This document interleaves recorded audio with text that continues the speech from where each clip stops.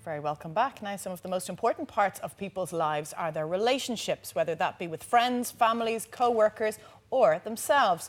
But can you make sure they're as positive as possible? Well, Allison Keating may have written the book for you, The Secret Lives of Adults. It gives you practical advice on how you can improve the key relationships in your life. You're very welcome along this morning. Hi, Great to see you, Allison. Good morning, Allison. So Anna mentioned 7 different relationships. Where did you come up with these 7 and why 7?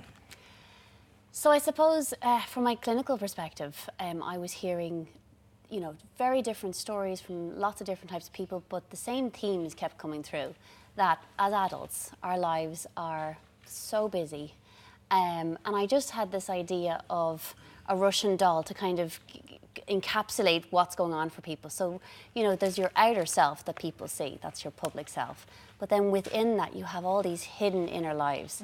And each one is individual, yet completely connected. So there's you as yourself, then there's the relationship you have with your parents, with your siblings, with your partner, with your as a parent, with your friends and at work.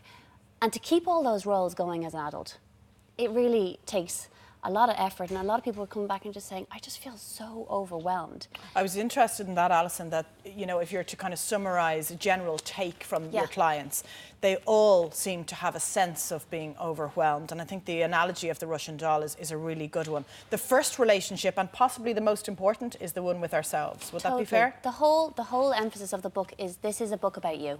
This is the life manual you never actually got that can help you make sense of why you turn into that person when you go home at Christmas. You leave here and you're a presenter and you're all professional, then you go into your house and you're 14 again. Yeah. It's like you do the dishes and everyone slots back into their own roles. So the relationship you have with yourself it's such an interesting one, but it is complex.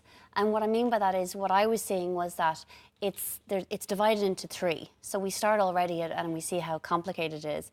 But there's the public self, the one that everybody actually sees. And the public isn't superficial. You need to be able to go about your daily life and do normal things and act appropriately. Like if you start hugging the postman in the morning, it isn't appropriate. So your public self knows how to have the chit-chat. You haven't seen the way Laura greets her postman. He's very nice. He's very handsome. And what I was seeing was that the gap between the public self and the private self, that's what I was seeing, that it was getting bigger and bigger and bigger. So the public self could be out there, doing a great job, being a great mother or father, doing everything. And actually sometimes they were the ones I worried about, because they were the ones that like, oh yeah, Anna's totally in control. Laura is just, she's so easygoing. And yet in a very normal way, you might be like, oh my God, I'm absolutely exhausted. But we all have friends like that, and maybe they're the ones we check up on less than the ones that we know might be more susceptible or more vulnerable. And maybe you're not doing yourself any favours by being so in control in your public domain, when in your private life, you could be exhausted, falling apart, overwhelmed, intimidated. Yeah, I mean, from my perspective, what I was thinking is, we're all trying to bolt out of childhood. We're like, but so much stuff in childhood was taken care of. There was a lot more certainty in your life, from literally going to school to what you had to wear.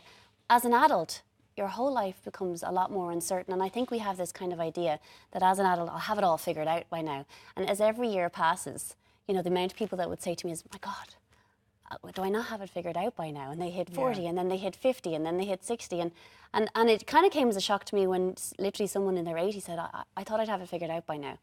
And I went, okay, you never figure it out. No. But maybe that's not a bad thing. So if we know we're going to be challenged all the time, and especially as adults, you think you have something down, and then all of a sudden it changes, say specifically in parenthood. You just got through the nappies, and then something else happens, and something else happens, or a sick parent happens. So when you see yourself as that Russian doll, and maybe suddenly you're looking after your parents, but work is looking for this deadline, your relationship is falling through cracks. We need to move on to mum and dad and siblings. So those early years, how important are they in terms of defining us as adults? They're so important. So basically within the first one, we deal with the unconscious. So the unconscious, that aspect of ourselves is developed from 0 to 3. And it's completely hidden from you. Like, you have no idea of what these kind of huge sense of your belief systems, but what happens is it gets often triggered in your relationship. Say you feel very strongly about something, or all of a sudden your partner says something and you react really strongly to it, and you're like, God, I'm overreacting there a bit. But it might go all the way back to kind of hidden belief systems that you have, that you've either learned through your family. So it's not that it's going to uncover it, but you will become aware. And I think what happens is we minimize sometimes. Say you have an overreaction, you're having an argument with your partner. And they're like, this is ridiculous. I cannot believe we're fighting over the dishwasher and how I packed it. You know, and Sounds like very familiar. And there's tears. Wrong, though. And there's a lot of anger, and people are like, okay.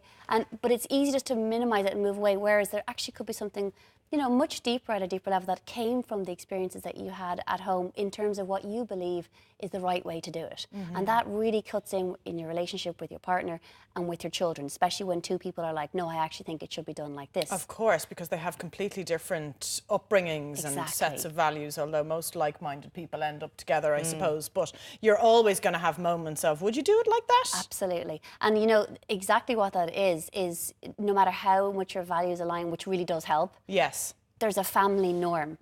Everybody has their own way of doing things, and you just accept it. And I think that's when they begin to clash sometimes. So that's where the you know, understanding yourself with your parents. The siblings relationship is so interesting because it's the longest and most influential relationship you have in your life. You know, the research says that if you have a good relationship with your siblings now, it really helps kind of reduce depression. It was quite surprising because some people might think they might see their siblings all the time, but other people mightn't see them at all. So there's huge variances, like for an ambivalence. Someone could absolutely adore their siblings, and another person's like, yeah, I saw them at Christmas. And that's okay. You know what I mean? There isn't any right or wrong. It's just about actually, the whole book is filled with exercises. It's being comfortable with the relationship you have with them. Exactly. And what about the likes of Laura, who's an only child? I get on great. She's happy out. No one to share anything No. with. Yeah. It's interesting watching my sons grow up together as siblings, though. I'm fascinated because of the love-hate relationship they have as small children. And as a parent, it's gorgeous to watch, you know, two little personalities that I hope will, you know, be pals forever. But as you say, you can't compare siblings from, let's say, Anna and her sibling to someone else and their siblings. So you have to be comfortable in your own skin and your own relationship. I love that you're saying that, because the whole point is that I think we get ourselves into trouble when we compare ourselves to other people. Yes, exactly. Whether it's other mothers, other fathers, people at work, we're comparing ourselves all the time. And there is no right way. What's most important is, does it work for you? Or does it work within your relationship? Does it work within your family? But I think you can make these relationships work. Laura doesn't have brothers or sisters. I don't have sisters. But I think your girlfriends become much closer then, or you make them closer. True. You probably Like find family. the same with circles of friends and family. And as you get older, you tend to lean on them when your own relationships, you know, with parents and with children come along. You do lean on your friends for that support, and they become really important. The friendship chapter blew me away in terms of the research. You know, they're saying that friendship now is actually going to be more important than family in your older years.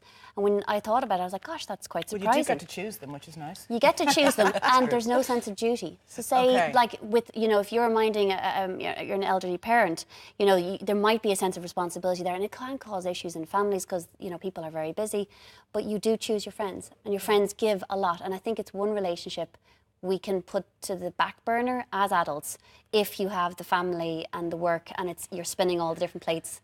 You know, Allison, it's fascinating. And there's so much in there. There's It's so fantastic much, read. isn't there? Congratulations on the book, by the way. The Secret Lives of Adults. I love the Russian doll analogy. It's fab. It helps Thanks so much. you get your head around it, doesn't it? Yeah, it's brilliant. Thank you. Thank you, Allison.